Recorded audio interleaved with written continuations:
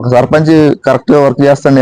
ఎలా వర్క్ చేస్తుందంటే ఈ లెక్కలు గ్రామంలో వచ్చే నిధుల లెక్కలు అయితే ఎవరైతే కరెక్ట్ చూపిస్తారో వాళ్ళు కరెక్ట్ చూపించిన వాళ్ళు పర్ఫెక్ట్ గా గ్రామానికి సంబంధించి మంచిగా వర్క్ చేస్తున్నారు, మంచి పెర్ఫార్మెన్స్ ఇస్తున్నారు అనేది ఆ తెలిసిపోద్ది ఆ ఆడిట్ లెక్కల్లో.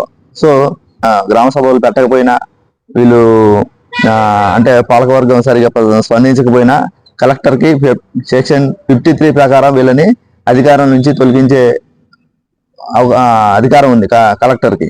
సో వీళ్ళ పదవి కూడా పోయే అవకాశం ఉంది. Welcome back to our YouTube channel. అందరూ ఎలా ఉన్నారు? బాగున్నారా? ఓకే. గ్రామాలలో మంచి వాతావరణం, వేడి వాతావరణం హాట్గా నడుస్తుంది.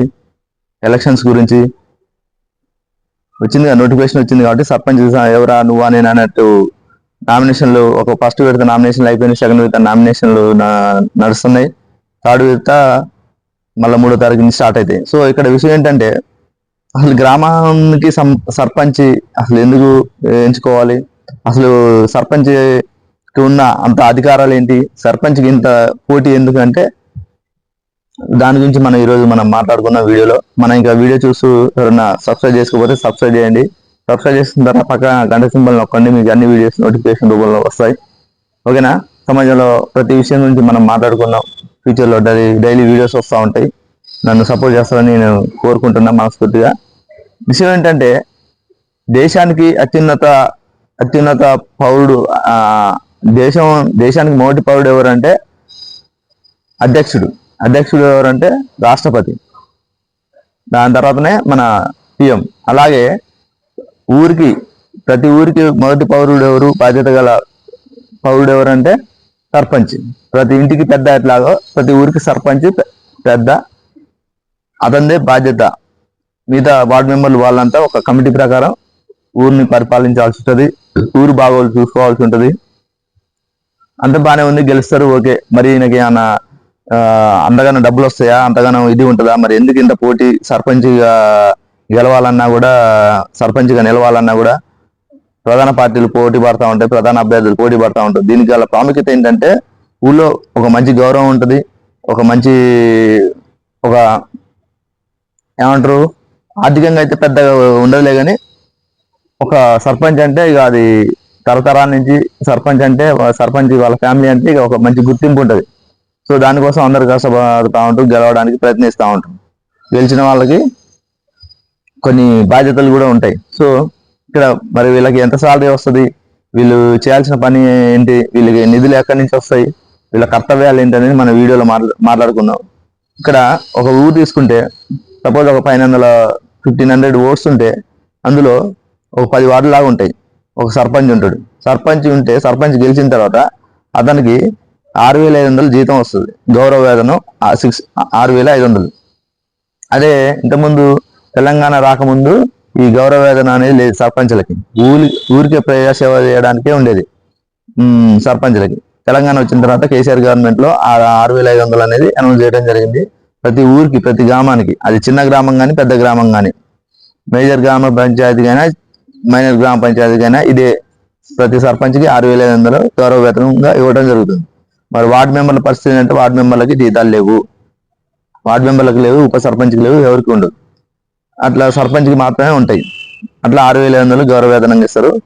అయితే ఎన్నుకోబడిన తర్వాత ఇంకా ఈ పాలకవర్గం ఎవరైతే ఉన్నారో ఊళ్ళో ఉన్న ఏమంటారు హాస్పిటల్ కానీ, అంగన్వాడీ కానీ, స్కూళ్ళు కానీ, దేవాలయాలు కానీ, లైబ్రరీ కానీ ఇటు లేకపోతే ఇవన్నీ తెప్పించుకునే ప్రయత్నం చేయాలి. హాస్పిటల్, లైబ్రరీ ఇలాంటి జనాలకు ఉపయోగపడే కాబట్టి మంచినీటి కానీ, విద్యుత్ కానీ ఇవన్నీ చూసుకోవాల్సిన బాధ్యత సర్పంచ్ మీద ఉంటుంది. అదే అధికార యంత్రాంగంతో పాటు కలిసి ఇతనికి గెలిచిన సర్పంచ్ అభ్యర్థి ఎవరైతే ఉన్నారో వాళ్ళ వార్డు మెంబర్లతో కలిసి, గవర్నమెంట్ అధికారులతో కలిసి, ఇక్కడ పాలకవర్గం అంతా కలిసి ఊరికి సంబంధించిన, గ్రామానికి సంబంధించిన అభివృద్ధి పనులు కానీ, ఏదైనా మరమ్మతులు కానీ, సిసి రోడ్లు కానీ, డ్రైనేజీలు కానీ అన్ని ఊరు బాగోగులు చూసుకోవాల్సి ఉంటుంది. వీళ్ళకి సంబంధించి గవర్నమెంట్ నుంచి ఫండ్స్ వస్తూ ఉంటాయి. దీనికి సంబంధించి కేంద్ర గవర్నమెంట్ కొంత ఫండ్స్ ఇస్తూ ఉంటుంది, రాష్ట్ర గవర్నమెంట్ కొంత ఇస్తూ ఉంటుంది ఫండ్స్. వీటిని వీళ్ళు తీసుకొని దగ్గర ఎంత వస్తాయి ఫండ్స్ అంటే వీళ్ళకి వీళ్ళకి ఫండ్స్ వచ్చేసి గ్రామ పంచాయతీని బట్టి వాటర్కి ఇంత అని ఒక 5 లక్షల నుంచి 10 లక్షలు, ఇంకా మేజర్ గ్రామ పంచాయతీ 15 లక్షలు పర్ ఇయర్ వస్తూ ఉంటాయి. వీటిని వీళ్ళు యూజ్ చేసుకొని గ్రామం సంబంధించిన అభివృద్ధికి సంబంధించి డెవలప్ చేసుకుంటూ వీళ్ళు ముందుకు వెళ్తూ ఉండాలి. అట్లాగే వీళ్ళు మధ్య మధ్యలో నెలకోసారి 2 నెలలకోసారి గ్రామ సభలు, అయితే ఎవరైతే ఈ పాలకవర్గం ఉంటారో వాళ్ళు ఎన్నుకోబడిన తర్వాత వీళ్ళు ప్రమాణ స్వీకారం చేసిన తర్వాత వీళ్ళు నెలకోసారి 2 నెలలకోసారి సమావేశాలు పెడతా ఉండాలి. పాలకవర్గం కానీ గ్రామ సభలు కానీ పెడతా ఉండాలి. ఒక 3 నెలలకు 2 నెలల తర్వాత 3 నెలలకు మించి గ్రామ సభలు పెట్టకపోయినా వీళ్ళు అంటే పాలకవర్గం సరిగా స్పందించకపోయినా కలెక్టర్కి సెక్షన్ 53 ప్రకారం వీళ్ళని అధికారం నుంచి తొలగించే అధికారం ఉంది కలెక్టర్కి. సో వీళ్ళ పదవి కూడా పోయే అవకాశం ఉంది అన్నట్టు. సర్పంచ్ పదవి ఏదైతే ఉందో వీళ్ళు సర్పంచ్ పదవి కోల్పోయే అవకాశం ఉంది. అంటే అప్రమత్తై అప్పుడప్పుడు గ్రామ సభలు పెడతా ఉండాలి. అట్లాగే ఊరికి సంబంధించిన ఆడిట్, అంటే అమౌంట్ ఎంత వస్తున్నాయి, దేని ఖర్చు పెట్టాం, ఇంకా ఎంత ఉన్నాయి అమౌంట్ అనేది ప్రతిదీ లెక్కతో పాటు ప్రతిదీ ఉండాలన్నట్టు. ఉంటే ఆటోమేటిక్గా ఎవరైనా వచ్చి చూసినా కూడా అధికారులపై చెక్ చేసినా కూడా కరెక్ట్గా తెలిసిపోద్ది అన్నట్టు. నీకు అసలు మంచి ఒక సర్పంచ్ కరెక్ట్గా వర్క్ చేస్తుంది. ఎలా వర్క్ చేస్తుందంటే ఈ లెక్కలు, గ్రామంలో వచ్చే నిధుల లెక్కలు అయితే ఎవరైతే కరెక్ట్గా చూపిస్తారో వాళ్ళు కరెక్ట్గా చూపించిన వాళ్ళు పర్ఫెక్ట్గా గ్రామానికి సంబంధించి మంచిగా వర్క్ చేస్తున్నారు, మంచి పెర్ఫార్మెన్స్ ఇస్తున్నారు అనేది తెలిసిపోద్ది ఆ ఆడిట్ లెక్కల్లో. సో ఇవన్నీ చూసుకోవాల్సి ఉంటుంది. ఇంకా పైనుంచి ఇంకేమైనా నిధులు వచ్చినా ఇంకా ఎక్స్ట్రాగా తార్ రోడ్లు పోపేయడం కానీ, ఇంకా పెద్ద పెద్ద కొన్ని ఊర్లలో అసలు లైబ్రరీ, కొన్ని ఊర్లలో మ్యాక్సిమం ఊర్లలో లైబ్రరీ ఉండవు. లైబ్రరీ ఉంటే చదువుకోవడానికి ఆట, అంటే ప్లే గ్రౌండ్ లాంటివి ఇంకా పెట్టాలంటే చాలా ఆలోచనలు ఉంటే, నిధులు ఉంటే, చాలా మనసు ఉంటే మార్గం ఉన్నట్టు. అసలు చేయాలనుకుంటే చాలా ఉంటాయి ఊళ్ళో కార్యక్రమాలు. సర్పంచ్ పదవి అనేది చాలా అమూల్యమైనది, చాలా అద్భుతమైన పదవి.